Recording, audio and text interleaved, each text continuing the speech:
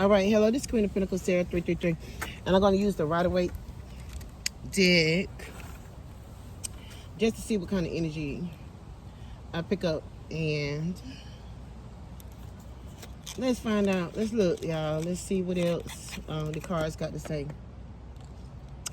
And I'm going to try not to stick so much on love, because we already know that somebody got some bad communication with somebody that they care about, and then you got somebody who really do love you, but somebody could have changed. We ain't worry about that. Just watch people reactions or how they deal with you with that right there, and then just know if they do that, it's because of somebody else here too, because somebody is in the business, because you're dealing with some jealousy and some haters and stuff like that. You're dealing with somebody who want to go back and forth with you too, okay? But anyway, but don't worry about that. That ain't for everybody either. That ain't for everybody. Just know that when somebody start pulling away from you, you pull back from them. You don't give people, like if somebody show you, like I always say, you teach people how to treat you. If somebody's showing you that you don't matter anymore, if they showed up like real nice to you at one time and everybody was in love and everybody was doing good and y'all was all close and stuff like that, but then they started acting a certain kind of way, just know that most time it's because of somebody else. My grandmama used to always say, you know, if you want to know about love, my grandma used to always say, she used to say, you know, I ain't gonna lie, I talk about my granddaddy, but God bless his soul, I love him. I love him. That's my baby. I ain't talking about him, but he died. He passed away. But him and grandma were both Sagittarius. And they kind of like grew up together. I think she was 13 when they got married. He was 17, you know, but back in the day, they did that. That's the way it was. They had 7 kids.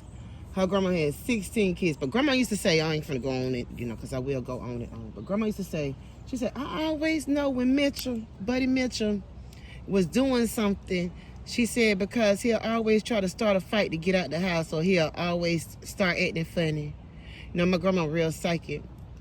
My mama told me the other day when my niece had her baby, she said, I couldn't find my keys, Monique. A lot of stuff was going on in my head. She said, so I called mama, which is my grandma, but grandma wasn't even at the hospital. So she said, I said, Mama, I can't find my keys. She was about to pay a locksmith $300 to make her another key. And they live way in Georgia. And so she was like, yeah, I was finna pay them $300, you know, to give me another key. She said, but I decided to call my mom. But my mama real religious. She don't even believe in what I do. But what grandmama told my mama, she said, look in her great-grandbaby. That's the one that had the baby. She said, look in her hospital bed, lift up the covers. She said, you're going to find the keys right there. So my mama went back in the room after being all hysterical about she can't find her keys. She lifted up the covers, and there go her keys. And she had been looking for them for hours and couldn't find her keys, but they was in the bed with my niece. I just said that to say, my grandma, she used to have a lot of sayings, but the way she would say things was, you know, we didn't understand what she meant till we got grown.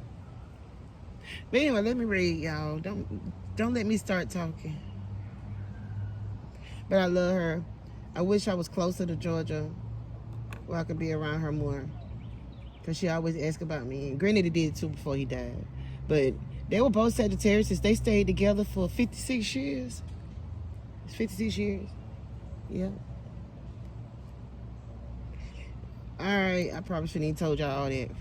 Let's clear any negative energy.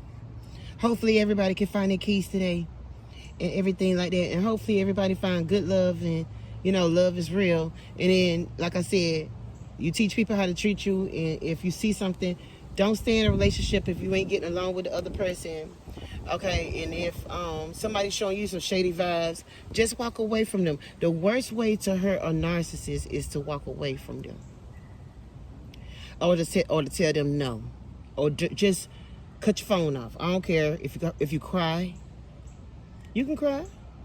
So you gonna get over it, and then by the time you get over it, you're gonna notice that narcissist is gonna start stalking you. The same person who said they didn't want you, they're going to start stalking you, checking for you, looking for you, trying to see what you're doing and everything. I'm going to be honest, even being myself, I never had a person who, like, did not love me. Like, anybody I ever talked to always loved me. They was always real crazy about me. Sometimes they didn't know it until I was gone. And that's bad, but that's true. But I learned through the years to bide my time. I heard in my head, bide my time. I don't know what I'm finna say though. But I learned through the years to bide my time and to take people for who they are. If somebody show me who they are, like Maya Angelou said, you believe them. If you're showing me love, I'm going to give you what you give me. If you pull your energy back, I'm going to give you what you give me. If you start playing me, I'm not going to go out there and cheat. I'm just going to leave you alone. The worst thing to do to, because I'm seeing a lot of narcissists in these readings. The worst thing is to do to a narcissist is to not bother them. Leave them alone. Don't be blowing up nobody's phone. Don't be tasting them. Some people don't know how to do that. They want to ask why. And it goes, why? Why?